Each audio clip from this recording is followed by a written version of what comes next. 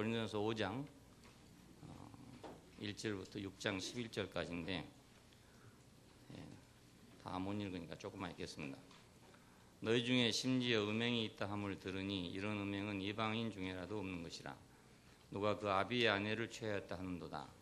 그리하고도 너희가 오히려 교만하여져서 어찌하여 통한이 여기지 아니하고 그 일 행한 자를 너희 중에서 물리치지 아니하였느냐.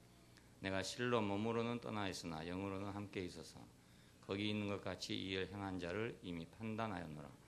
주 예수의 이름으로 너희가 내 영과 함께 모여서 우리 주 예수의 능력으로 이런 사람을 사단에게 내어 주었으니 이는 육신은 멸하고 영은 주 예수의 날에 구원 얻게 하려 합니다. 너희의 자랑하는 것이 옳지 아니하도다. 적은 누룩이 온 덩어리에 퍼지는 것을 알지 못하느냐. 너희는 누룩 없는 자인데 새 덩어리가 되기 위하여 묵은 누룩을 내어버리라. 우리의 유월절 양 곧 그리스도께서 희생이 되셨느니라. 이러므로 우리가 명절을 지키되 묵은 누룩도 말고 괴악하고 악독한 누룩도 말고 오직 순전함과 진실함에 누룩 없는 떡으로 하자. 거기까지만 읽겠습니다. 그 5장 이후에는 고린도 교회의 여러 가지 문제들을 다루고 있습니다. 음행이나 탐남하는 것이나 우상숭배나 또 남을 욕하는 거, 술 취하는 거, 또 강탈하는 거, 송사하는 거, 분쟁, 분열, 판단 이런 여러 가지 그 교회 안에 있는 그런 문제들을 다루고 있는데, 이런 모든 문제들은 전부 누룩과 관계된 그런 문제입니다. 그래서 오늘 우리가 7절 이하에 있는 이 말씀이 중요한 말씀이 되겠습니다. 교회의 근원은 그리스도의 피에 있습니다. 우리 어디서 나왔는가? 그 피 때문에 나오는 사람들입니다. 그 피는 깨끗하고 순수한 것이죠. 가장 순수한 것. 그러니까 거기는 부정이 전혀 없는 것인데, 누룩은 어디서 왔냐? 그건 세상에서 왔단 말입니다. 자, 그러니까 우리가 근원이 그 피에 있다는 것. 우리의 근원은 누룩에 있는 게 아니고 피에 있다. 이것을 우리가 꼭 기억을 해야 할 필요가 있습니다. 계시록 5장 10절에 보면 사람들을 피로 사서 하나님께 드렸다. 이런 말이 나오잖아요. 피로 샀다. 생명으로 샀다. 이런 말도 되고, 피로 샀다 하는 말은 정결한 생명으로 샀다. 이런 말이 되게 됩니다. 또 에베소서에서 보면 그의 피로 말미암아 구속과 죄 사함을 받았다. 우리 근원이 이제 피에 있다 그것입니다. 그분의 피에 있습니다. 사도행전에서는 하나님이 자기 피로 사신 교회를 치게 하였다. 그러니까 교회는 피로 산 것이다. 그리스도의 피로 말미암아 나온 것이다. 우리는 어디서 나왔는가? 그리스도의 피에서 나온 것이다. 우리의 출생이 어디 있는가? 그리스도의 피에 있다는 것입니다. 우리의 근원, 교회의 근원은 어떤 교리에 있는 것도 아니고, 제도에 있는 것도 아니고, 조직에 있는 것도 아니고, 사회적인 필요에 있는 것도 아니고, 오직 그리스도의 피에서 근원한 것이다. 그러니까 교회는 반드시 그리스도의 피에 위에 세워져야지, 다른 것 위에 세워지면 가짜가 되는 거죠. 어떤 데서는 교리 위에 세웠다 이런 데가 있고, 어떤 데서는 전통 위에 세웠다 하는 데가 있고, 그런 걸 뭐 자랑하고 있어요. 교리를 자랑하고 전통을 자랑하고. 우리는 이렇게 오래된 전통을 가지고 있는 교회다. 어디는 우리는 이렇게 정확한 성경 교리를 가지고 있는 교회다. 뭐 이렇게 자랑하는데, 이런 자랑들은 부끄러운 자랑입니다. 왜냐하면 이것은 교회의 근원이 될 수가 없어요. 참고는 되지만 근원은 될 수 없다 그 말입니다. 그게 필요 없단 말이 아니라, 다 요긴한 것들일 수는 있어도 그것은 교회의 근원이 될 수 없는데, 그 근원 아닌데다가 기초를 뒀으니까 가짜가 될 거 아니겠습니까? 근본 아닌데다가 기초를 뒀으니까. 무엇이든지 생명은 근본이 가장 중요합니다. 씨가 가장 중요하거든요. 어떤 씨로 농사를 짓냐 하는 게 농사를 좌우합니다.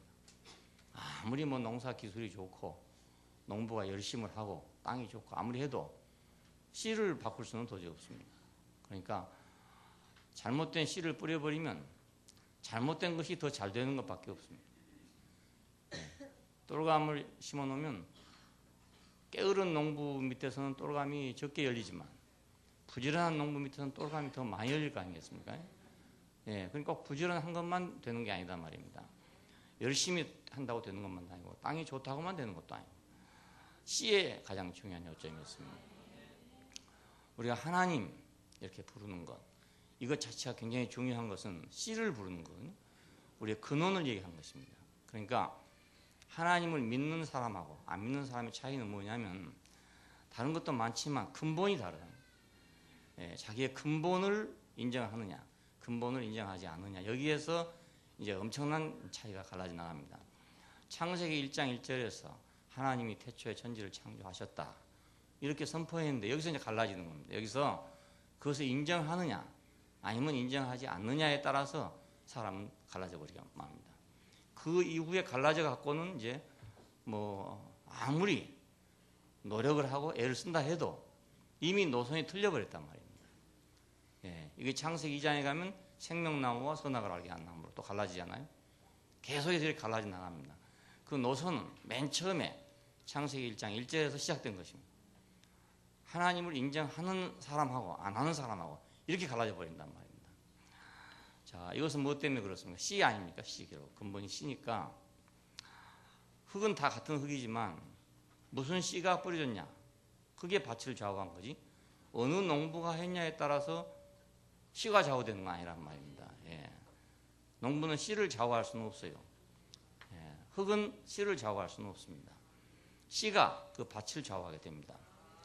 물론 좋은 씨에다가 좋은 농부에다가 좋은 밭에다가 좋은 비료에다 그러면 뭐 그건 금상첨화죠. 하지만 아무리 좋은 흙에 좋은 농부에 좋은 비료가 있다 하더라도 씨가 안 좋은 씨면 어쩔 수 없단 말입니다. 우리가 70년대를 지나면서 이제 보릿고개를 극복했습니다. 그건 왜 그러냐면 통일벼 때문에 극복이 됐어요. 그 전에 농부들도 열심히 농사를 지었습니다. 하지만 통일벼 나오기 전에는 그 한 마지기당 200평당 나오는 숫자가 제한되어 있었단 말입니다. 한 마지기 이러면 한 말지기라는 뜻이란 말이죠. 200평 혹은 250평 한 데도 150평 한 데도 있는데 한 말지기라는 뜻입니다. 그러니까 그것이 이제 수학을 해보면 양식이 얼마 안 나와요. 그러니까 항상 해도 생산량이 그밖에 안 되니까 봄이 돌아오면 이제 쌀은 다 떨어지고 벌도 다 떨어지고 그래서 풋벌을 짭짤하다 먹고 이런 신세였고 미국에서 원조 물자를 받아다가 간신히 연명을 하는 그런 사정이었는데 통일벼가 개발되고 나서 한 3배, 4배 수확이 올라갔거든요. 그래서 우리나라의 쌀 문제가 완전히 없어졌습니다. 씨 문제였습니다. 씨 문제. 그러니까 통일벼를 개발한 사람은 굉장한 공로를 한 사람이죠. 엄청난 공로를 한 사람. 세상에 어떤 사람보다 위대한 사람이라고 할 수 있어요. 우리나라의 가난을 배고픈 것을 없애준 사람입니다. 5천년 묵은 배고픈 것을 없애준 거 아닙니까? 씨 하나를 개종해가지고 그렇습니다. 씨 하나 개종해가지고. 우리는 씨가 있는 사람이다. 하나님 있는 사람은 씨가 있는 사람이다. 우리는 원래 누룩으로 시작한 사람이 아니고 씨로 시작한 사람이다. 이건. 우리는 원래 누룩 없는 사람이었다. 왜 그런가 하면 십자가 안에는 누룩이 전혀 없는 것입니다. 십자가 속에는 세상이라는 게 없어요. 우리가 십자가 아니라도 죽음 앞에 가면 누룩이 없어집니다. 가지고 갈 겁니까? 붙들고 갈 겁니까? 그렇잖아요. 그러니까는 그 안에 가면 다 깨끗해져 버린다고요. 죽음 앞에 가면 다 깨끗해져. 근데 우리 조상들은 죽은 사람한테까지도 돈을 주고 죽은 사람 입에다가까지도 쌀을 물려주고 갔단 말이에요. 그러니까 얼마나 가난했으면 그러겠습니까? 얼마나 가난에 찌들렸으면 저승길에 가는데 노잣돈 해가지고 가라고 돈 넣어주고 가는 길에 배고프다고 쌀 넣어주고 벌리지도 않은 입을 억지로 벌려가지고 쌀 넣어주고 비참한 일이었습니다. 비참한. 그 앞에 가면 아무것도 소용없잖아요. 욕심 있던 사람도 욕심이 없어지고 남을 욕하던 사람도 욕도 없어지고 모든 게 다 없어져요. 이 교회의 모든 문제들, 여기 있는 모든 문제들이 죽음 앞에 가면 다 없어져 버린 문제라고요. 하물며 십자가 안에 가면 이 누룩이 있을 수 없는 것이잖아요. 공술에 공수를 한다고 말은 그러는데도 사람이 잘 안 돼요. 그게 그럴 줄 알면서도 안 된단 말입니다. 다 놓고 갈 줄 알면서도 하여간 목숨이 붙어 있을 때까지는 쥐고 있으려고 생각하기 때문에 이게 안 된단 말입니다. 우리는 누룩으로부터 시작한 백성이 아니고 십자가로부터 시작한 백성들입니다. 6월절 안에는 누룩이 전혀 없잖아요. 6월절 양식을 먹을 때 양의 피, 양의 고기, 쓴 나물, 그리고 무교병, 거기는 누룩이 전혀 없습니다. 그것은 십자가 안에는 누룩이 없는 것을 상징하는 것입니다. 그리스도의 죽음 안에는 누룩이 전혀 없습니다. 우리도 늘 죽을 사람으로 알고 살아야 돼요. 언제 죽을지는 모르지만 나는 죽을 사람이다 이렇게 생각하고 살아야지. 천년 만년 살 줄로 생각하는 것처럼 어리석은 게 없단 말이에요. 사람이 지혜로운 사람은 늘 죽을 줄 알고 산 사람은 지혜롭고, 안 죽고 살 줄로 생각하는 사람은 어리석은 사람이 되는 겁니다. 6월절 안에는 누룩이 없습니다. 누룩은 세상에서 온 것이죠. 그래서 출애굽기에 보면은 성막에 들어갈 때 그 물두멍이 있어가지고 그 손과 발을 씻고 들어가게 되어 있습니다. 비록 제단에서 번제를 드렸다 할지라도 그 세상에서 묻은 그 먼지와 때가 있기 때문에 성소에 들어가기 전에 손발을 씻도록 거기다가 노수로 만든 물두멍을 놔뒀어요. 지금 같으면 이제 물 대야죠. 대야. 심판의 대야에다가 물을 담아놨다고요. 거기서 씻고 들어가야 했습니다. 예수님께서 요한복음 13장에 보면 제자들의 발을 씻기신 장면이 나오는데 이것은 그것을 상징하는 것입니다. 그냥 하는 게 아니고, 그래서 처음에는 베드로가 아이고 선생님이 어떻게 우리 발을 씻겨줍니까 하다가 그 뜻을 알고서야 그러면 온 몸까지 다 씻겨주십시오. 그랬더니 발만 씻으면 된다. 왜냐하면 세상에 걸어다녔으니까 발만 씻으면 된다. 몸은 이미 깨끗해졌느니라. 이런 말씀을 하셨어요. 이건 성소에 들어가기 전에 씻었던 물두멍을 상징하는 그런 것이고, 그것을 현실화시킨 그런 일을 할 수 있습니다. 누룩은 무엇인가? 세상적인 욕망, 사상, 정신 이런 것들이죠.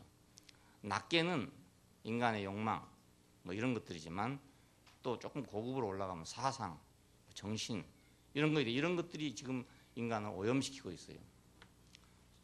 옛날하고 지금하고도 물론 다르고, 요즘 아이들은 이제 컴퓨터 안에 있는 여러 가지 것들이 오염을 시키고 있습니다.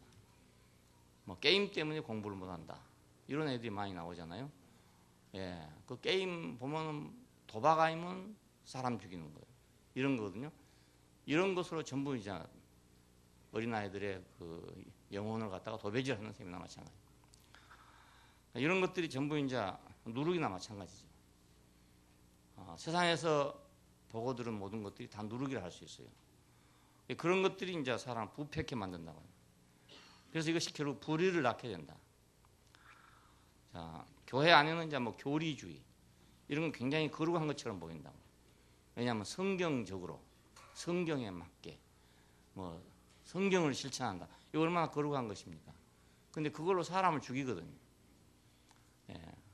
그 많은 사람을 처형할 때 전부 교리로 죽였습니다. 캐톨릭이 많은 사람을 처형할 때도 교리를 가지고 죽였고, 개신교가 많은 사람을 죽일 때도 역시 교리를 가지고 죽였고, 지금도 이 교리 때문에 서로 미워하고 그렇습니다. 원수처럼 생각하고요. 이단은 사람이 아닙니까? 이단도 사람인데도 불구하고 사람으로 생각하지 않는다고요.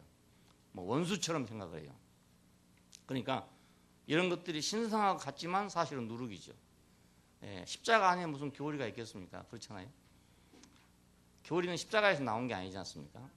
지시에서 나왔단 말입니다. 자, 그러니 교리주의나 혹은 교권주의나 이런 것들이 모두 이제 교회를 갖다가 어지럽게 할 뿐만 아니라 교회를 빗나가게 하고 교회를 죽이게 하고, 이것이 역사입니다. 우리 기독교 역사 그렇게 해왔습니다. 엄청난 문제를 일으켰어요. 그래서 그 미 대륙에 올라갔던 청교도들은 신앙의 자유를 찾아갔습니다. 갔는데 가가지고 또 그랬습니다. 동부에 상륙한 그 청교도들은 자기들이 핍박받을 때는 자기들 어린 양처럼 생각했단 말입니다. 그런데 막상 미 대륙에 올라가서 인디안들을 상대할 때 그들은 또 핍박자가 돼버렸어요. 이교도라 해서 우상 숭배자라 해가지고. 그리고 그것도 모자라서 또 자기들끼리 또 싸웠단 말입니다. 그러니까 이 교리주의가 있는 한 그 기독교 안에 그 묵은 누룩은 없어질 수가 도저히 없어요. 예, 그걸 가지고 뭐 사랑을 하느니 평화를 하느니 아무리 해도 소용없어요. 거기 어긋나면 안 되니까. 예? 내가 사랑해야 될 사람이라 하더라도 교리 어긋나면 안 되잖아요. 예? 그러니까 그것이 우선이니까. 자, 그러니 개신교는 교리 위에 세워졌다는 것입니다. 교리 위에. 기초가. 그리스도 위에 세워진 게 아니라 교리 위에 세워졌습니다. 그러니까 언제든지 그것이 칼날처럼 나오게 되죠. 이런 것들이 모두 평상시에는 괜찮은 것 같이 보이다가 힘을 얻으면 남용을 하게 됩니다. 힘을 얻으면. 지금은 그래서 이제 뭐 정교 분리 정책을 써서 종교는 칼을 못 갖도록 그렇게 법으로 이제 제재해놨다고요. 그래서야 그렇지 만일 옛날처럼 종교한테 다 칼을 줘놓으면 그건 아주 세상에 어떤 것보다도 잔인한 사건이 벌어집니다. 예, 그것이 교리주의의 문제점입니다. 초대교회는 이제 히랍 사상이 들어왔죠. 조금 더 있으면 로마 사상이 들어오죠. 자, 그 다음에 이제 영국으로 건너가고 미국으로 건너가고. 그래가지고 이제 그 사상들이 모두 물들어갑니다. 이것들도 누룩입니다. 아주 고상한 누룩들입니다. 이 고린도서에 나오는 이런 문제만 아니고 이보다도 훨씬 고상한 그런 누룩이 더 많이 있습니다. 유태주의, 이것이 예수님 당시에 선 누룩이었죠. 그 유대주의 때문에 예수를 받아들일 수 없었습니다. 유대교의 교리 때문에. 그들의 전통 때문에 예수를 죽였습니다. 그러니까 이런 것들은 정말 겉으로 보기에는 굉장하게 거룩한 것들이죠. 예, 신성한 것들이고, 그런데 그것이 바로 누룩이란 말입니다. 참 묵은 누룩이고 괴악하게 누룩이고 악독한 누룩이고 그렇게 됐었잖아요. 그리스도의 피에는 그런 게 없으니까. 예, 그리스도의 피를 가지고 남을 죽일 수는 없잖아요. 그리스도의 피를 가지고 남을 저주할 수도 없고, 예, 그리스도의 피를 가지고 이교도라 죽일 수는 없잖아요. 예, 그리스도의 피가 어떻게 남을 죽이겠냐 이겁니다. 나는 공산주의하고 기독교하고 절대적으로 다른 점은 기독교는 내 피고 공산주의는 남의 피란 말입니다. 똑같이 피의 혁명이잖아요. 붉은 깃발이고 우리도 붉은 깃발입니다. 알고 보면 그리스도의 피가 깃발이잖아요. 예, 그러니까 같은 붉은 깃발이지만 하나는 남의 피를 흘려서 세우는 것이고 하나는 내 피를 흘려 세운 거란 말입니다. 예, 그 점이 이제 근원적으로 다릅니다. 방법에 있어서 아주 다르게 됩니다. 아주 좋은 약속이 많고 희망찬 약속이 많이 들었죠. 많이 들었지만 그런 걸 실행하기 위해서는 남의 피가 필요합니다. 기독교 안에도 많은 좋은 약속이 있지 않습니까? 새 예루살렘에 대한 약속, 이보다 더 좋은 약속은 없잖아요. 근데 이것은 남의 피로 이룰 수 있는 약속이 아니란 말입니다. 남의 피로는 이룰 수 없는 약속이에요. 자기 피로만 이룰 수 있는 약속이고 궁극적인 그리스도의 피로만 이룰 수 있는 약속입니다. 예. 그러나 세상의 모든 유토피아는 다 남의 피를 흘려야 가능합니다. 예. 왕권을 유지하기 위해서, 정권을 유지하기 위해서, 정의 사회를 이루기 위해서, 하여튼 뭘 하든지 하려면 반드시 반대자가 있기 마련이기 때문에 그 반대자를 그냥 두고는 할 수가 없으니까 결국은 누군가를 죽여야 할 거 아닙니까? 예, 처형해야 될 거 아니겠어요? 그러니까 우리는 세상의 약속의 허구를 그거 자체에서 찾으려고 생각할 게 아니고 우리가 근원에 찾아보면 된다고. 예, 그리고 아담 안에 있는 약속을 우리가 그 말만 가지고 생각한다든지 뭐 이렇게 생각할 일이 아니고 그 사람이라는 근본을 찾아야 될 일이죠. 예, 참 좋은 사람도 많아요. 세상에 가면 많은데 역시 아담입니다. 역시 아담이기 때문에 어느 날 가면 그 아담이 드러나게 돼 있어요. 예, 그래서 우리가 믿을 수 없다는 게 바로 그것입니다. 세상적인 관점에서 믿을 수 없다 이 말이 아니고요. 그건 아주 좋은 사람이지만 어느 순간에 가면은 다 본성이 드러난다고요. 호랑이나 이런 것들이 그렇잖아요. 맹수 같은 것들이. 사람이 잘 길들이면 잘 따라옵니다. 사람 좋아하고요. 그런데 어떤 순간이 오면 자기한테 불리한 순간이 오면 발톱이 확 나붙는. 고양이가 그렇잖아요. 작지만 그 맹수과에 속합니다. 그러니까 얼마나 고양이가 사람 따릅니까? 막 골골골골 하면서 사람 좋아할 때는 막 무지개 좋아해요. 와서 막 비비고 막 이렇게 좋아하는데 조금만 자기한테 불리하면 그 발톱이 확 나와버립니다.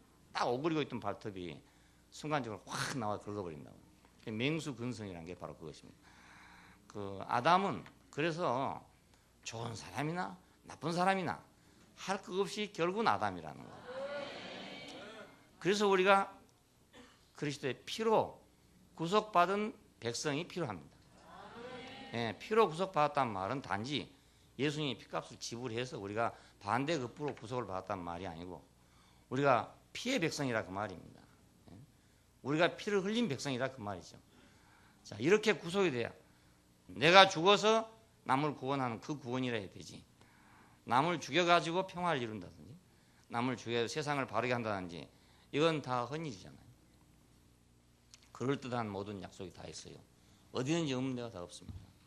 그렇지만 마지막에 가면 그 약속이 이루어지는 것이 아니라 정반대 현상이 일어났습니다.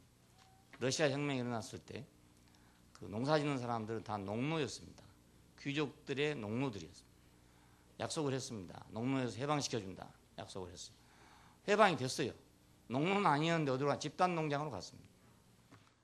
그러니까 어차피 세상의 약속은 이 약속이나 제 약속이나 그 약한 자를 위하는 약속이라는 게 없습니다. 역시 세상은 강한 자가 지배하게 마련이기 때문에 자기에게 편할 때까지 그런 거지. 자기가 불리하면 다 발톱이 나온다는 거예요. 그래서 우리는 세상에 있으면서 우리는 무교절을 지키는 그런 백성들입니다. 교회는 세상에 있기 때문에 무교절을 꼭 지켜야 된다. 만약 우리가 세상이 아니라면 무교절이 필요가 없겠지만 세상 안에 살기 때문에 세상 안에 위치하기 때문에 무교절을 꼭 지켜야 된다. 그것입니다. 그래서 누룩을 제거하라. 그런데 이 누룩이 바로 세상적인 것이라 그 말입니다. 선악과를 먹을 때 그랬잖아요. 네가 이것을 먹는 날에는 정녕 눈이 밝아져서 선악을 아는 일에 하나님과 같이 될까. 이게 누룩이잖아요. 하나님과 같이 되나 얼마나 부풀린 겁니까? 부풀리기를. 밀가루 한 주먹 가지고 막 큰 빵덩어리를 만들듯이 흙으로 지어져서 숨이 코에 들어가가지고 간신히 산 혼이 됐는데 그놈을 보고 네가 하나님 같이 된다 이랬으니까 뻥도 이만저만한 뻥이 아니고 이게 누룩도 보통 누룩이 아니란 말입니다.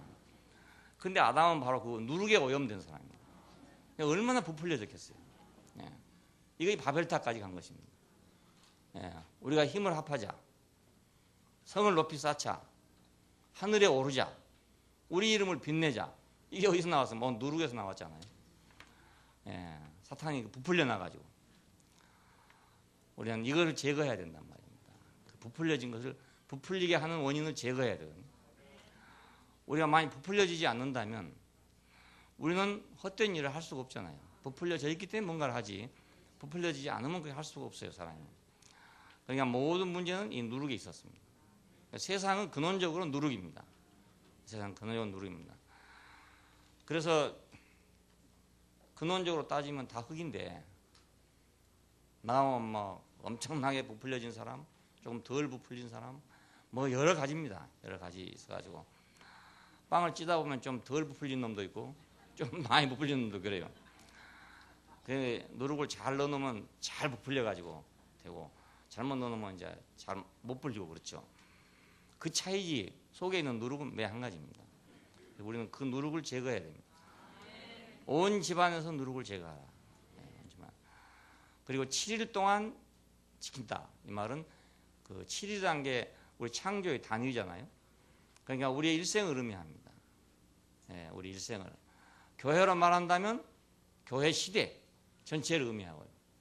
그 7일 동안, 일생 동안 우리가 아무리 그리스도의 피로 구속을 받았다 해도 우리는 그 다음에 무교절을 안 지키면 우리는 그리스도의 피가 효력을 발생하지 못한다.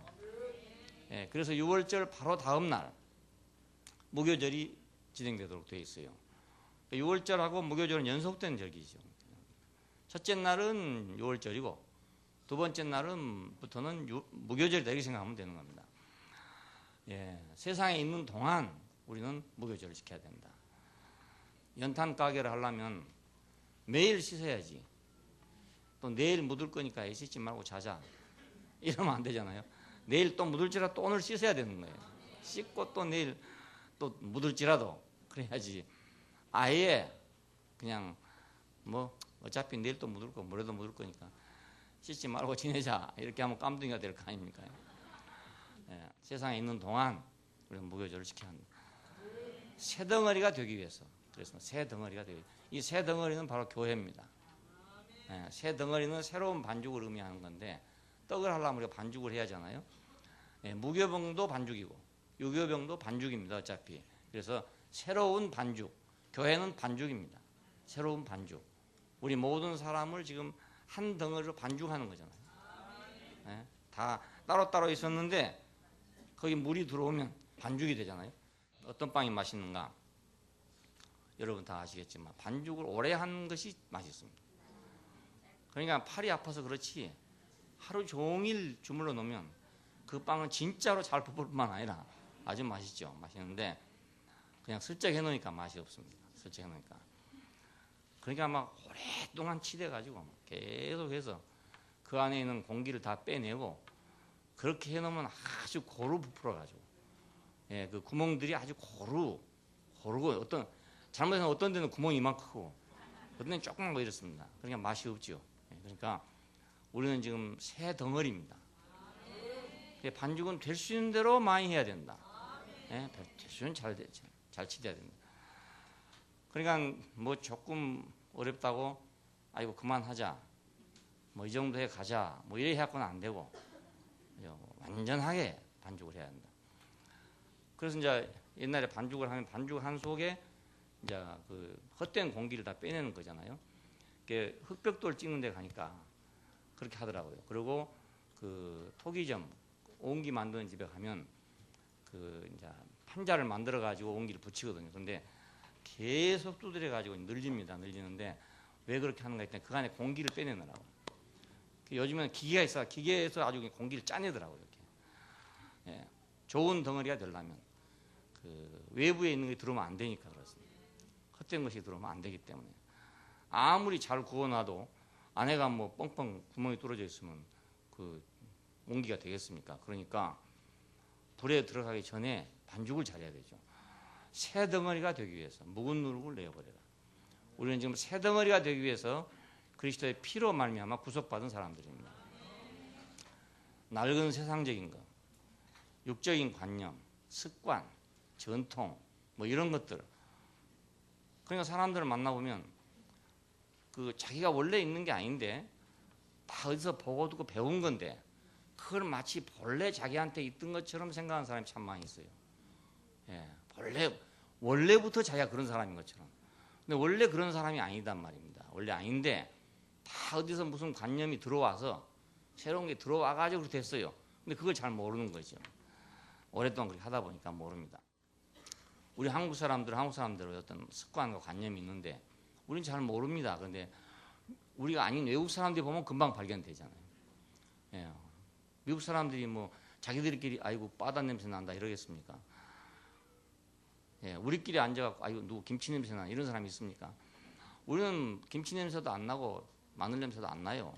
매일 먹기 때문에. 그런데 다른 사람들이 오면 아이고 마늘 냄새 나네 이런다고요. 야, 그러니까 우리가 가지고 있는 어떤 것들이 우리는 잘 몰라도 그 남이 알게 되는 거 아닙니까? 자, 우리가 가지고 있는 모든 것들이 다 세상에서 묻은 것들이다. 그러니까 내가 어떤 관념을 가지고 어떤 습관을 가지고 다른 사람하고 틀렸는데 맞았는데 이럴 일이 못 된단 말이에요. 예, 그 사람은 그 환경에서 배운 것이고 나는 이런 환경에서 배운 것뿐이지. 예, 환경이 달라서 다른 걸 배운 것뿐이고 다른 걸 만난 것뿐이지. 다 어차피 누룩입니다. 어차피 다 누룩입니다. 그러니까 우리가 그런 문제가 아니면 서로 다툴 필요가 사실은 없어요. 예, 다 서로 다투고 불화한 걸 보면 전부 각자의 관념이 달라서 입장이 다르고 관념이 다르고 습관이 달라서 그래서 그렇습니다. 자, 이것을 아주 중요하게 생각하기 때문에 그걸 자기 자신이라고 생각하기 때문에 그런 문제가 생겨요. 절대로 어떤 것도 우리 자신이 아닙니다. 예, 절대로 어떤 것도 우리 자신이 아니고 우리 자신은 뭔가 그것은 흙으로 지어가지고 생기를 부르는 것이다. 그것만이 우리 자신이고, 신약적으로 말하면 십자가에 못 박힌 그리스도 안에 있는 것, 그것만이 우리 자신입니다. 그 이외의 건 어떤 것도 우리 자신이 아닙니다. 예, 다 모두 누룩입니다. 묻어들, 좋은 것도 묻어들어온 건, 나쁜 것도 묻어들어온 건. 예, 그러니까 어떤 것도 우리가 고집할 건 없습니다. 예, 이렇게 안 하면 절대로 안 된다, 이렇게 고집할 게 없어요. 왜냐하면 그 원래 있는 게 아니니까. 예, 막 고집을 했는데 시대가 지나고 나면 미친놈이 되는 수가 있어요. 막 생명을 걸고 고집을 했는데 한 시대를 지나고 나니까 미친놈이 되어버린 거예요. 예, 얼마나 그런 게 많습니까? 그렇잖아요. 정말 옳다고 생각했는데 아닌 거예요. 조선시대에는 이제 좀 잘 산 사람들은 다 첩을 두고 살았잖아요. 소시를 두고. 그러다 보면 거기서 자식이 낳으면 그 서출이란 말입니다. 그럼 서출은 이제 관직에 못 올라간다, 이렇게 만들어 놨어요. 첩은 왜 갖고 있으며 서출은 왜 안 써줬나, 이거라. 이게 너무너무 모순된 일이지만 그걸 너무나 당연하게 생각하는 거예요. 자기 스스로들이 너무나 그걸 당연하게 생각합니다.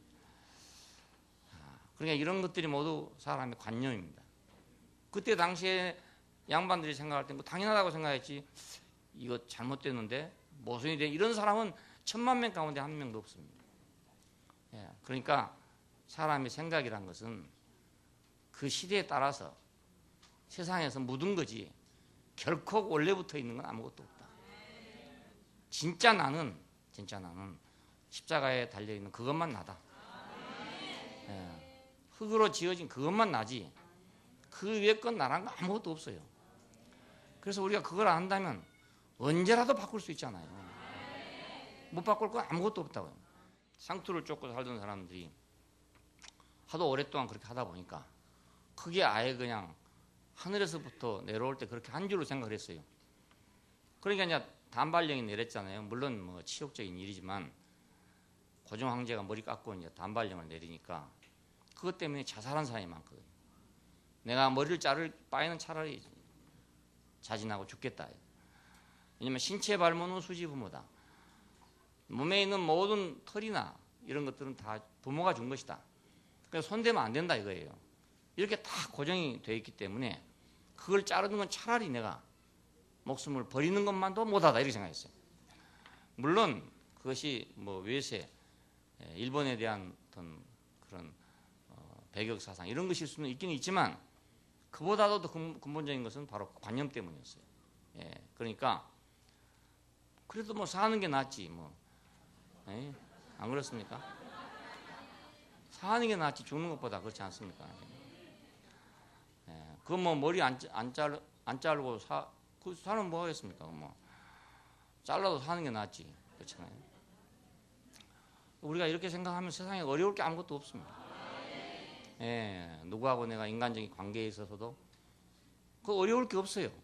그 사람 관념하고 내 관념하고 틀리다 해서, 그 사람의 생각과 내 생각이 틀리다 해서 어려울 필요가 없단 말입니다. 예, 그 사람도 지금 누룩이고 나도 누룩이니까 피차가 한 누룩인데, 예? 그게 보르로 만든 누룩이냐 밀로 만든 누룩이냐 이 차이뿐입니다. 술 담그려면 밀로 만든 누룩이 좋거든요. 보리로 만든 누룩은 맛이 좀 없어요. 시커멓고 맛이 없고, 밀로 해놓으면 이제 맛이 좋습니다. 그러니까 뭐 그런 차이죠. 차이. 어차피 누룩은 누룩입니다. 그러니까 우리가 더군다나 쇠덩어리가 되려면 우리가 이런 관념을 바꿀 필요가 있습니다. 어떤 것도 원래 있는 건 없다. 우리는 그리스도의 피가 우리의 근원이다. 그 죽으심에서 우리는 새로 난 사람들이다. 네, 새로 난, 우리가 흙으로 지어진 것을 알았으면 새로 날 필요가 없는데 흙으로 지어진 것을 모르고 선악과를 먹고 우리가 부풀려졌기 때문에 우리는 이제 한 사람의 죽음을 앞에 놓고 우리가 다시 원점으로 돌아가야 된단 말입니다. 아, 저 사람이 바로 나구나. 저 사람이 바로 나구나. 우리는 지금까지 예수님에 대해서 혜택만 생각해 왔어요. 그분이 온 인류를 위해서 죽어줘서 반대급부로 우리는 혜택을 받았다, 이렇게만 생각했어요. 그게 아닙니다. 그분이 내가 아니면 그 혜택은 내한테 올 수가 없어요. 예. 그러니까 우리는 그분을 왜 하나님이 우리에게 줬냐, 봐라 이게 너다, 이렇게 준 거란 말이에요. 이게 너다. 그런데 그냥 감사합니다, 아이고 우리 문제 해결해 줘서 감사합니다, 이러면 자기하고는 아무 상관이 없잖아요. 그렇게 신앙생활을 해왔어요. 우리는 새덩어리가 되기 위해서 무거운 누룩을 내어버려야 합니다. 그러니까 우리가 교회 생활 안으로 깊이 들어오고 교회 지체가 되고 한 몸이 되려면 우선 우리의 관념이 깨져야 됩니다. 우리 생각이 바꿔져야지 그냥 고집하고는 한 덩어리가 될 수 없어요. 한참 반죽에 놔두면 말입니다. 그 밀가루마다 뭐 번지수가 따로 있겠습니까? 그거 찾아내겠어요, 그 누가? 그냥 아무리 뭐 현미경으로 조사해도 아마 그 밀가루 주소 못 찾아낼걸요. 새덩어리가 되기 위해서. 야, 우리는 그 새덩어리.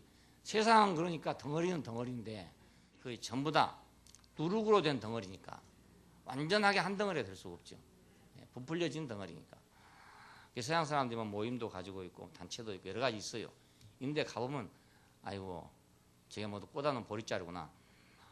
다 따로따로입니다. 다 뭐 모임해서 뭐 다짐하고 뭐 우리가 너미가 하고 해도 말입니다. 그게 다 따로따로라니까요. 아무리 해도 그 누룩이란 말입니다. 새 덩어리가 돼야지. 그 옛 덩어리 그건 아무리 뭐 결속을 다짐하고 뭐 맹세하고 뭐 머리털 자르고 뭐 발톱 깎아가지고 맹세하고 뭐 우리도 그런 짓 했다고요. 그 맹세하고 했지만 그 다 헛일이거든요. 새 덩어리가 돼야지. 누룩 없는 떡으로 반죽이 돼야지. 누룩을 가지고 반죽해가지고 그것이 온전한 덩어리가 되겠냐 그것입니다. 그래서 우리는 세상의 그 결소 바벨론이라는 것이 엄청나게 커 보이지만 그 허구란 걸 알게 됩니다. 무너졌다 큰 성 바벨론이 왜 그리 큰 성이 무너질까? 우리 근원을 알면 무너지겠구나 아는데 근원을 모르고 외형만 보면 아니 왜 저것이 무너진다 하나 말이에요. 절대로 무너질 것 같지 않단 말입니다. 왜? 우리가 흩어짐을 면하자. 성을 높이 쌓자. 망대를 높이 세우자. 하늘에 이르자.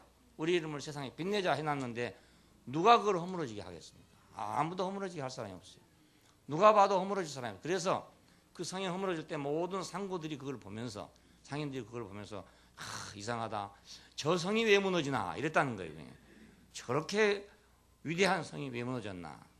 그러나 하나님 앞에 보면 그것은 부풀어진 빵이란 말이에요. 부풀려진 빵은 다시 딱 주물러 보면 도로 조그마한 덩어리에 들고 말아봅니다. 지가 아무리 부풀려봤자 그렇잖아요.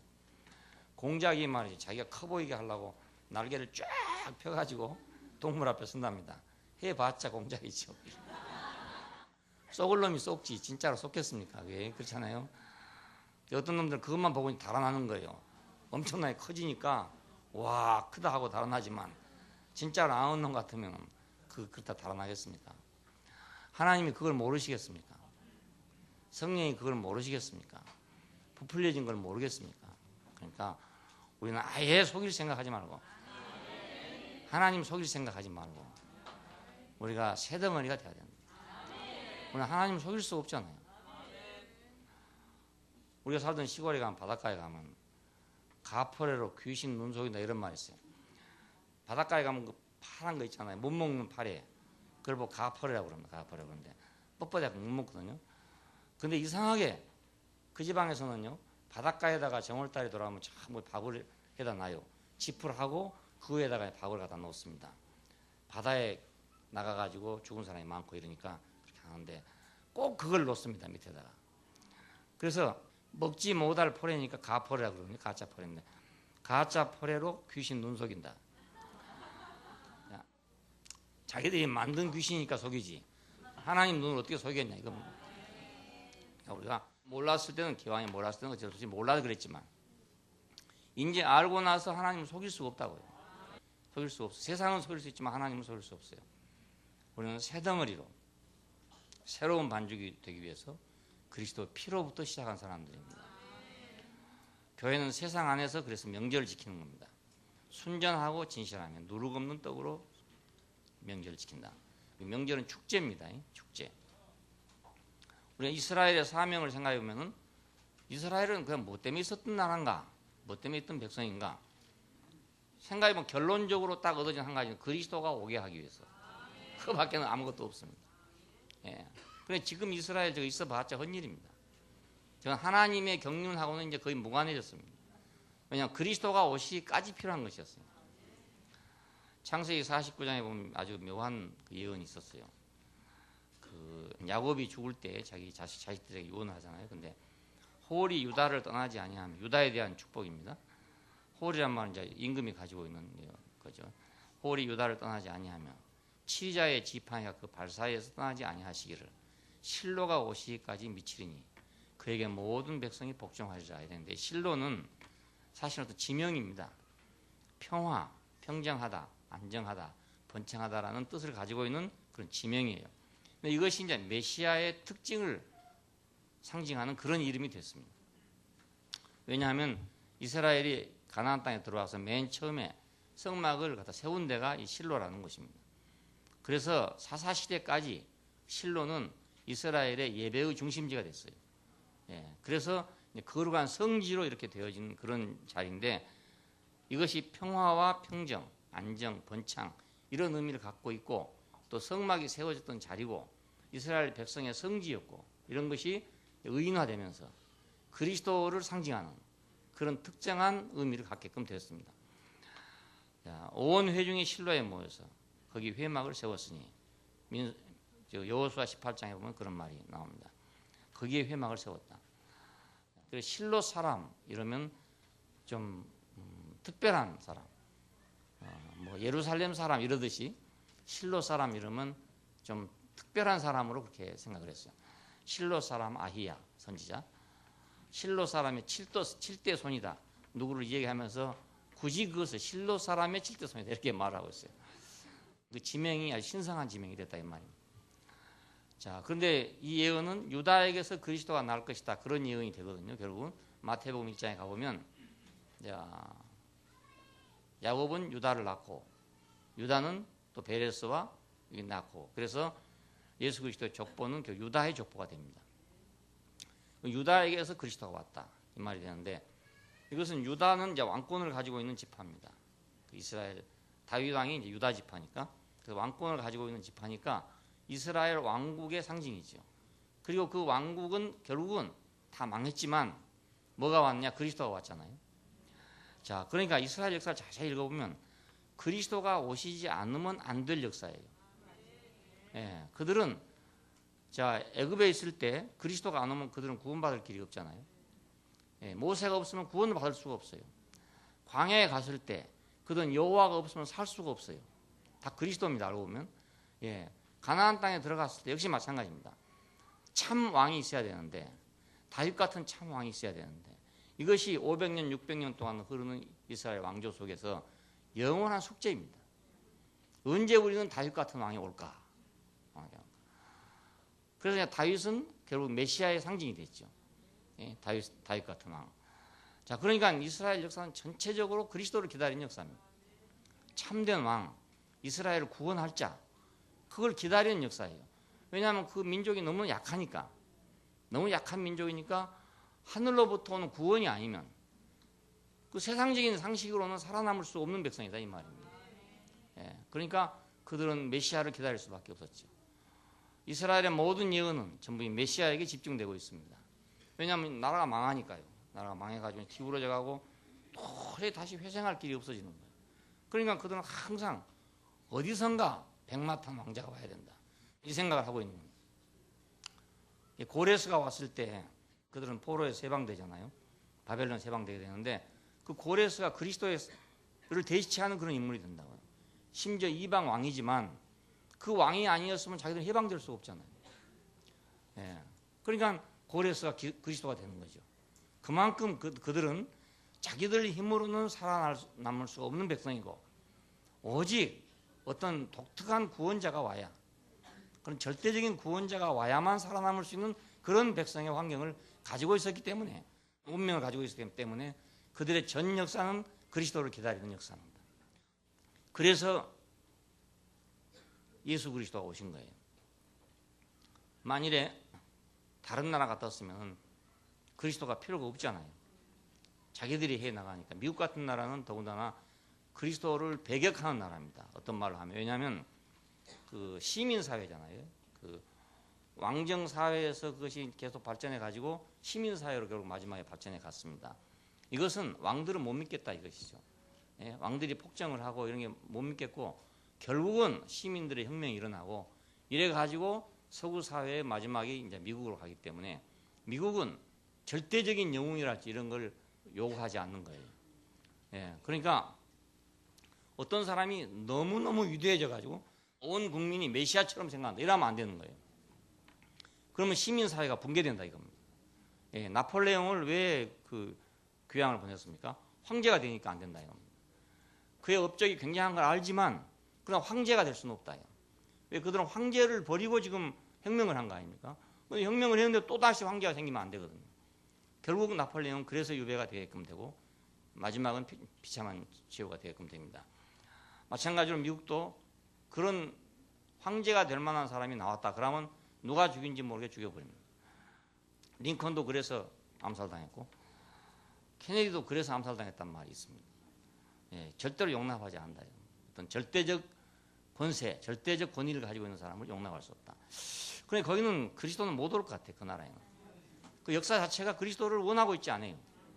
자기들이 개척한 나라 아닙니까? 자기들 스스로 개척한 나라고 자기 힘으로. 그래서 지금 전부 다 총을 가지고 있다고요. 그 총기 사고가 얼마나 많이 납니까? 많이 나지만 의회에서 항상 그것이 상정되면 총기를 갖지 못하게 하자. 상정되면 다 부결입니다. 왜? 자기를 방어할 권리가 있다 이것입니다. 방어할 권리가 있다. 그래서 다른 사람이 죽더라도 자기를 방어할 권리를 뺏으면 안 된다 이겁니다. 그만큼 시민사회니까 절대로 미국에서는 그리스도가 나올 수가 없어요. 근데 이스라엘은 그리스도가 없으면 절대로 안 되는 나라였어요. 그래서 그리스도가 오신 것입니다. 예. 자, 그랬으니까 예수님이 얼마나 실망을 했겠습니까? 그런 메시아를 기다리고 있다가 메시아라고 어떤 사람들이 말하고 따라다니는데 보니까 촌놈이잖아요. 예. 시골에서 온 젊은 청년이란 말입니다. 그걸 어떻게 메시아라고 믿겠습니까? 그러니까 분노했던 이유가 바로 그것입니다. 네가 이놈아 미친놈인 같은 건 괜찮지만 정신 총총한 놈이 우리 민족을 이렇게 희롱하냐 이겁니다. 희롱하냐 이겁니다. 그러니까 아마 이를 가려고 갔다고 그러잖아요. 십자가에다 매달아 놓고 다 고개를 흔들고 갔다. 이를 가려고 갔다. 그래 저주를 퍼부었습니다. 그 마음을 우리가 이해할 수 있어요. 그렇잖아요. 우리가 일제 36년 동안 그 고난을 당하고 있는데 말입니다. 어떤 촌사람 촌놈이 하나 와가지고 말이야. 내가 이 한국을 독립시키는 말이지. 뭐다 하고 하는 사람들이 막 따라다닌다 이겁니다. 혼자 그러면 미친놈이라 하겠지만 뭐 사람들이 막 따라다니고 이러다. 그러면 우리는 그런 생각 안 하겠습니까? 예? 저 미친놈이 아니고 저놈은 우리를 조롱하는 놈이다 이렇게 생각 안 하겠어요? 예수님은 바로 그런 환경 가운데 오셨습니다. 그냥 죽을 수밖에 없어요. 희생당할 수밖에 없어요. 이스라엘 역사는 그리스도가 오시지 않으면 안 될 역사였습니다. 그냥 우리가 개인적으로 봐도요. 그리스도가 오시지 않으면 안 될 사람한테 그리스도가 오시더라고요. 그렇지 않습니까? 예, 여러분이 그리스도가 없어도 되는 사람은 오라 해도 안 와요. 예, 주일마다 오면 5만 원씩 주마 그래도 안 와요. 예, 뭐 한 달 동안 나올지 모르지만 계속 1년 365일 나오라 그러면 못 나와요. 예, 지겨워서 못 나옵니다. 근데 그리스도가 꼭 필요한 사람은 자리값 5만 원씩 해라 해도 나올 거라. 예, 내가 안 해서 그렇지. 하라고 하면 매주일 5만 원씩 내고 오라 그러면 나오잖아요 지금 다. 여러분 다 5만 원 이상 내고 있죠. 그렇죠? 그렇다니까요 이게. 그러니까 그리스도는 어디에 오냐? 꼭 필요한 사람한테 오는 거죠. 예. 왜 이스라엘에 왔냐? 이스라엘에 없어서는 안 되니까 온 거죠. 예. 인도에는 왜 석가모니가 왔냐? 인도 사람한테 석가모니가 필요한 거란 말입니다. 그러니까 석가모니가 왔죠. 이스라엘은 메시아가 필요해요. 그러니까 메시아가 왔죠. 오늘 우리가 메시아가 필요한 사람은 그러니까 메시아가 오게 돼 있어요. 오게 돼 있어요. 꼭 메시아가 필요한 사람한테는 메시아가 오게 돼 있어요. 예. 나는 내 힘으로는 구원도 할 수가 없다. 그런 사람한테는 구원자가 온단 말입니다. 그렇지만 둥둥 떠내려가면서도 아니야 나는 메시아가 필요 없어 한 사람한테는 밧줄이 던져지겠냐 이겁니다. 그렇지 않겠어요? 예. 숨을 못 쉬면서 살려달라고 소리친 사람한테 밧줄이 가는 거지. 나는 죽어도 죽으면 죽었지 나는 밧줄을 잡고 안 가. 이런 사람한테 밧줄이 안 가죠. 당연히 안 가죠. 예, 유다에게서 그리스도가 왔다. 그러니까 교회는 세상 안에서 명절을 지키는데 이스라엘은 어쩔 수 없이 그들은 메시아를 기다리는 사람들. 그 어쩔 수 없음 속에 우리가 정결케 됨이 또 있어요. 어쩔 수 없는 것 속에 정결함이 또 들어있어요. 교회의 사명은 뭔가? 그리스도가 다시 오게 하는 것이 교회의 사명입니다. 네, 선교를 왜 하냐? 그리스도가 다시 오게 하려고요. 왜 우리가 새덩어리가 돼야 되냐? 그리스도가 다시 오게 하려고요. 모든 목표가 그리스도가 다시 오게 하려는 겁니다. 이 다시 온다는 말은 그 완전한 권세를 가지고 왕권을 가지고 온다는 뜻입니다. 그냥 온다는 말이 아니고요. 예, 다시 온다 이 말은 그분이 완전히 우주적인 통치자로서 오신다 이런 뜻이거든요. 예, 다시 오신다. 그러니까 그런 분으로 다시 오시게 하려면 교회가 그 준비가 돼야 그렇게 오실 수 있지. 교회가 준비 안 되는데 어떤 사람이 뭐 성경 연구해 가지고 날짜 계산해 가지고 그 날짜에 오시겠어요? 정신 빠진 사람들이지. 정신 빠진 사람. 예, 왕이 되려면 나라가 있어야 왕이 되죠. 나라가 없는데 무슨 왕이 되겠습니까? 월남이 망한 후에 TU는 분명히 대통령은 대통령이었는데 나라가 망해버리고 말았잖아요. 미국의 모 대학에서 사전에 뭐 강연을 하라고 초청을 했다가 학생들이 다 보이콧해 버렸대요. 나라가 없는 대통령이 무슨 대통령이냐고, 강연은 무슨 강연할 자격이 있냐고, 예, 보내버렸대요. 나라가 없는 왕은 왕이 아니죠. 그러니까. 예수님이 혼자 오면 무슨 소용이 있겠습니까? 그 나라가 없이면 무슨 소용이 있겠냔 말이에요.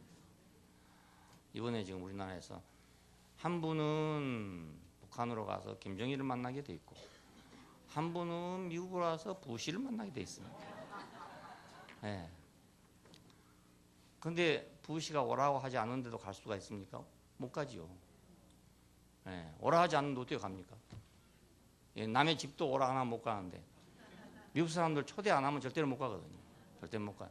우리야 그냥 문 열고 들어가면 되지만은 예, 그 사람들은 오라 하지 않은데 오면 말입니다. 큰일 난다고요. 예, 노크만 안 하고 들어가도 큰일 나요. 사전에 연락 안 하고 들어가면. 아니, 내가 한번 좀 무관한 일을 당했어요. 저하고 같이 동행하던 그 첫 선교사가 있는데 토요일 날이면 내가 그때 주보를 해야 되니까 설교 제목을 받으러 가야 되잖아요. 연희동에 집이 있는데 그 집에 갔어요. 갔는데 대문이 열려 있더라고요. 왜냐하면 그 정원사가 정원에 일을 하고 있어요. 그러니까 문을 열어놨죠. 나는 그냥 들어갔죠. 문 열어놨으니까. 그래가지고 난 당연하게 뭐 사람이 있고 문 열어놨으니까 들어가서 앞에 현관에 문을 두드렸더니 대문 안 열렸는데 왜 왔냐고 말입니다. 동역하는 선교사가 그래요. 예. 얼굴이 벌개가지고 얼마나 무관하든지 속으로는 이 사람 말이지. 그럼 문을 잠궈놓지. 그런 생각 들지만 그 사람도 습관이 그렇단 말입니다. 그러니까 야당 대통령 후보로서 거기를 간다는 게 오락 안 하면 절대로 못 갑니다. 예, 거기서는 오라 하고 한 사람은 미국에서 오라 그러고 한 사람은 지금 북한에서 오라 해서 지금 가는 거예요. 어찌 될지 그건 잘 모르지만 우리가 주님을 오시게 하려면 그분이 영광을 받을 분으로 오시게 해야지. 무조건 오시라고 계속 막 기도만 해가지고 오시면 어떻게 하겠습니까? 오시려면 집도 좀 준비 깨끗이 해놓고 뭐 음식도 좀 준비해 놓고 분위기도 좀 좋게 해놓고 이라고 오시라 해야 되지. 아무렇게 해놓고 오라고만 계속 전화해가지고 전화 받고 가봤더니 막 아무것도 준비 안 해놓고 막 갔더니 왜 왔냐 하고 말입니다. 이래 되면 무슨 꼴이 되겠습니까? 그러니까 오늘날 교회들이 왜 어떻게 예수님이 오신지를 모르는 것 같아요. 예, 하늘에서 갑자기 내려온다고만 생각하고 있기 때문에 그렇죠. 절대로 그럴 수 없습니다. 다시 오시게 하는 것. 이스라엘은 어쩔 수 없이 그들이 운명적으로 그리스도를 오게 할 수밖에 없는 백성이었어요. 예, 그리스도를 대망하는 백성이었다고요. 그런데 교회는 오늘 우리는 그분이 다시 오시지 않으면 안 돼요. 다시 오시지 않으면 교회에 대한 해답이 없다고요. 많은 사람들이 교회에 대한 해답을 전당으로 생각하고 있기 때문에 그렇지, 교회의 해답은 그리스도가 다시 오시는 것입니다. 예, 그것이 교회에 대한 해답이에요. 왜 교회가 있냐? 그 이유가 된단 말입니다. 그러니까 교회의 오로지 유일한 사명과 목표는 그리스도가 다시 오시게 하는 겁니다. 다시 영광의 왕으로 오게 하는 것, 그것입니다.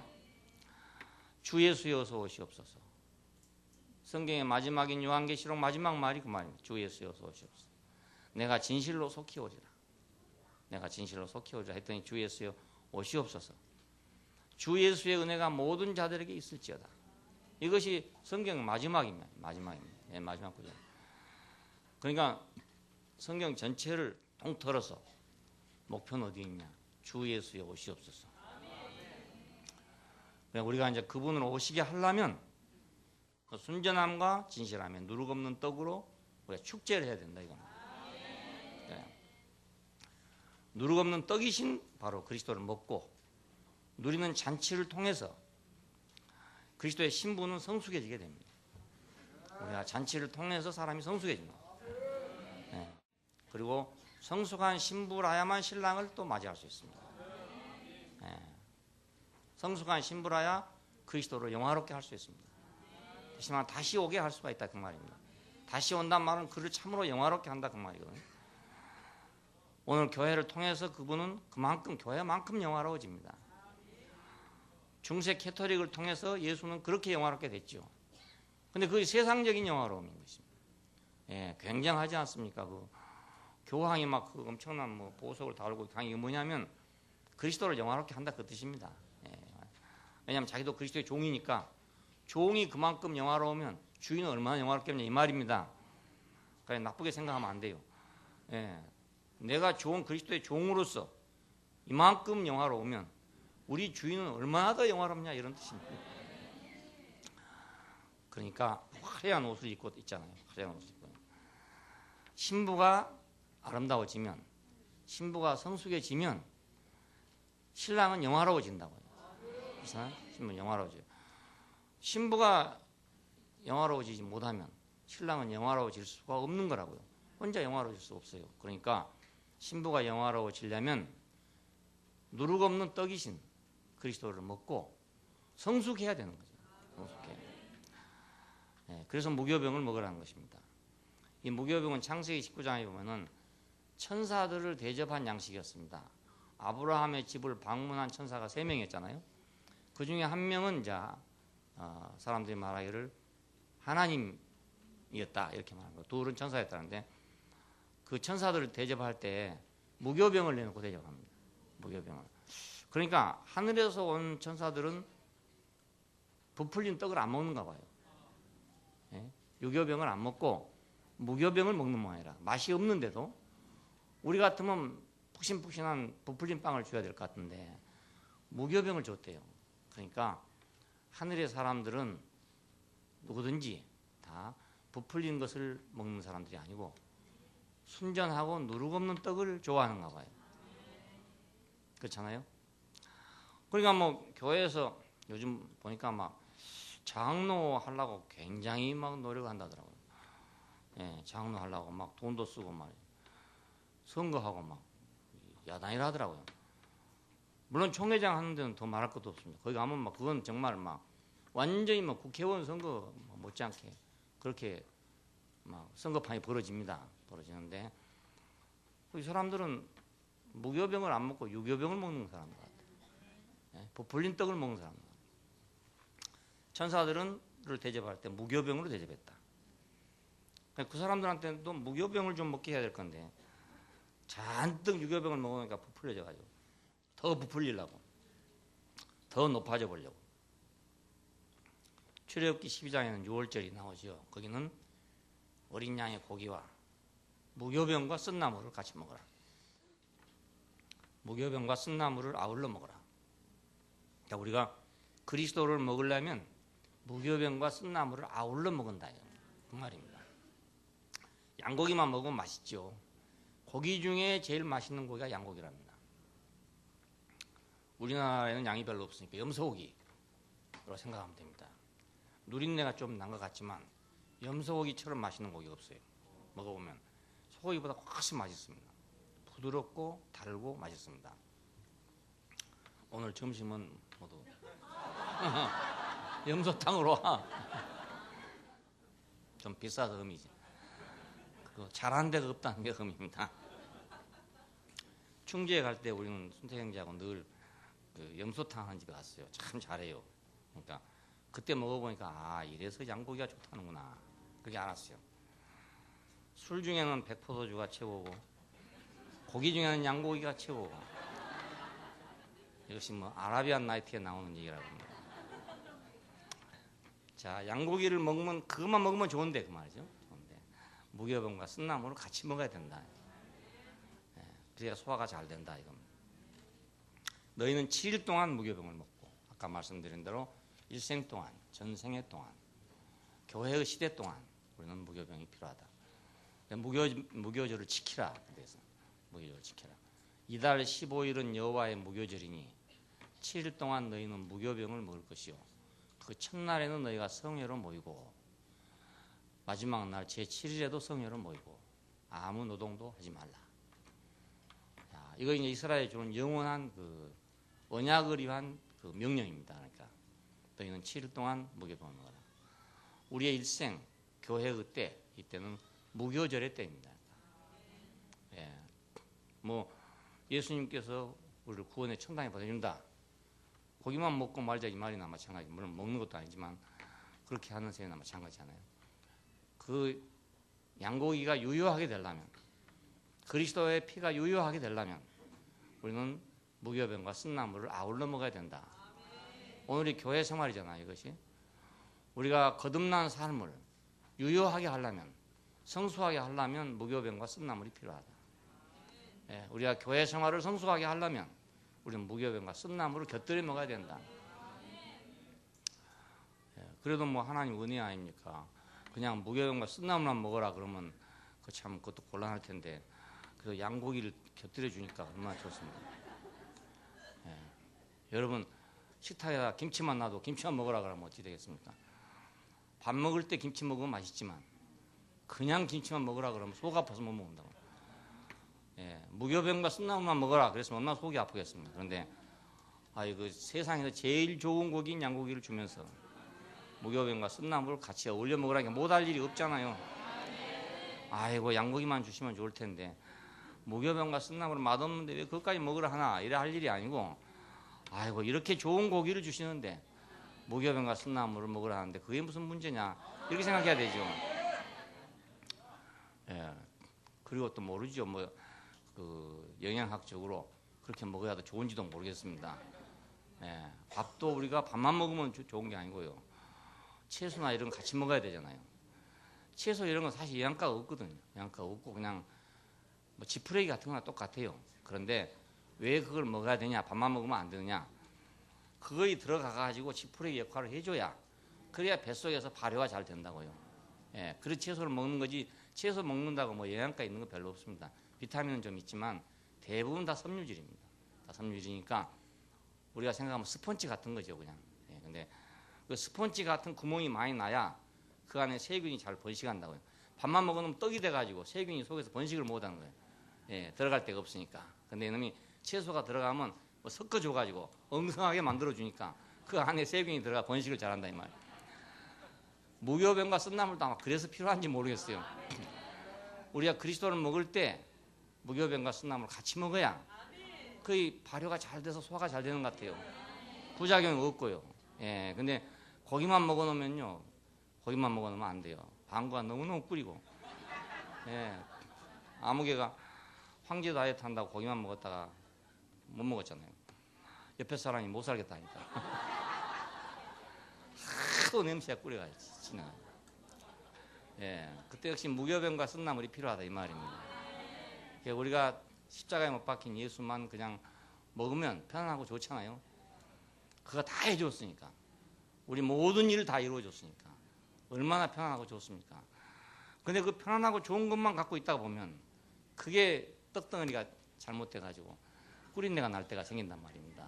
그러니까 그 좋으신 그리스도를 잘 유지하려면 우리는 무교병과 쓴나물을 아울러 먹어야 된다. 예, 맛없는 것을 같이 먹어야 된다. 쓴 나물도 같이 먹어야 된다. 우리가 이래야 되고 저래야 되고 하는 것이 다 쓴 나물이잖아요. 알고 보면 내 멋대로 하는 것이 쓴 나물이 아니고 내 멋대로 못 하는 거 이게 쓴 나물이잖아요. 예, 내 하고 싶은 대로 하는 거 이게 쓴 나물이 아니고 내 하고 싶은 대로 못 하는 게 쓴 나물이잖아요. 쓴 건 뱉고 싶다고요. 입에 들면 막 뱉고 싶어. 근데 그걸 생키라 이겁니다. 입에는 쓰나 배에는 달 것이다. 두루마기를 주면서 그랬잖아요. 입에는 쓰지만 배에는 달 것이다. 자, 좋은 약이 입에는 쓰지만 배에는 달, 병에는 이롭다. 이런 말이 있습니다. 그러니까 우리가 그리스도를 먹을 때 꼭 무교병과 쓴나물이 필요하다. 예, 교회 생활에서도 우리는 무교병과 쓴나물이 꼭 필요하다. 예, 무조건 좋은 것만 취하려고 생각하면 안 된다. 예, 거기 괴로운 것도 있고 어려운 것도 있는데 그것도 취해야 된다 이겁니다. 그렇잖아요. 내가 감당해야 될 것도 있고 여러 가지 있는데 나는 그냥 뭐 안식이니까 뭐 난 잠만 자면 돼 뭐 이래 보면은 될 것 같지만 그게 꿀인내가 난단 말이에요. 꿀인내가. 황제 다이어트처럼 그렇게 된다고요. 그러니까 무교병과 쓴나물 같이 먹어야 그래야 발효가 돼서 똥이 나오더라도 고소한 똥이 나올 거 아니겠습니까? 예. 똥도요 제대로 발효된 똥은요 맡을만 해요. 냄새가 고소하다니까요. 그런데 배수에 잘못 발효되면 냄새가 고약합니다. 잘 발효되면 고소해요. 예. 우리의 일생 동안 우리는 무교절이 필요하다. 예. 그래서 우리가 뭐 세상 사람을 조심해야 되는 문제도 있고 많잖아요. 내 하고 싶은 말 뭐 다 하고 싶은 것도 있는데 그래서 내가 절제해야 될 필요도 있고 이런 것들이 다 무교병과 쓴나물입니다. 예. 나 좋다고만 그냥 할 수는 없단 말입니다. 그럼 누군가 다치니까 또 예. 방귀 끼놓으면 누군가가 냄새 난다 하잖아요. 예. 꼭 같습니다. 같은 멀리니까 우리의 교회 생활은 무교절의 생활이다. 6월절은 그리스도 자신이 치룬 거지만 이제 무교절은 우리가 해야 된다. 우리가 해야 된다. 그래야만 6월절을 우리가 신선하게 보존할 수 있다 이겁니다. 우리의 6월절 그리스도를 누리자. 그래서 우리의 6월절 그리스도께서 희생이 되셨습니다. 제물이었다 이 말입니다. 이러므로 우리가 명절을 지키되 묵은 누룩도 말고 괴하가 악독한 누룩도 말고 오직 순전함과 진실함에 누룩 없는 떡으로 하자. 예, 우리 주님께서 희생이 됐어요. 그분이 6월절을 이루었단 말입니다. 6월절은 내가 이룬 게 아니라 그분이 이룬 거잖아요. 우리는 그냥 본 것밖에 없습니다. 받은 것밖에 없습니다. 자, 이러므로 말입니다. 그분이 이렇게 희생이 됐으니까 제물이 됐으니까 우리를 위해 제물이 되었으니까 이러므로 우리가 명절을 지키되 무교절을 지키자 그 말입니다. 이러므로 우리가 할 일은 이제 무교절을 지키는 것이 우리가 할 일이다 이겁니다. 예, 그리스도를 누리기 위해서는 무교절을 지켜야 그리스도를 누려지지. 그리스도를 누리기 위해서 무교절을 안 지키면 그리스도가 제대로 안 누려져 가지고 좋은 음식도 제대로 소화가 안 되면 아주 구린내가 날 뿐만 아니라 몸에 해독이 된답니다. 독이. 예, 아주 좋은 음식이라도 소화가 제대로 돼야 우리 몸에 좋은 게 되지. 소화가 제대로 안 되면 독이 돼버린다. 독이. 더군다나 육고기는 소화가 제대로 안 되면 독이 돼버립니다. 예, 독이 돼버립니다. 생선은 조금 잘못돼도 아주 독은 안 되지만 육고기는 잘못돼 보면 독이 돼버립니다. 생선가게 가면 냄새 좀 나잖아요. 좀 꾸리꾸리한 냄새가 나는데 그건 먹어도 배탈 안 나요. 생선은 약간 썩어도 배탈이 안 납니다. 그 세균의 감염만 되지 않으면. 그런데 육고기는 조그만 상한 거 먹으면 큰일 납니다. 독이 지독하게 많기 때문에. 야, 그러나 왜 그러면 육고기를 먹냐? 그 생선에 비해서 육고기가 훨씬 역가가 높기 때문에 먹습니다. 예, 생선은 소화도 잘 되고 좋지만 훨씬 역가가 낮아요. 그에 비해서. 그런데 육고기는 훨씬 힘이 이제 강한 거기 때문에 그래서 육고기를 먹습니다. 그러니까 좋은 육고기를 먹으려면 무교병과 쓴나물을 같이 먹어야 됩니다. 예, 기도하십시다. 감사하신 아버지 하나님,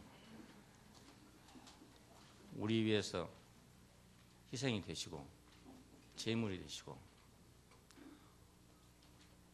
우리 다시 나게 하기 위해서 당신이 죽으셨습니다.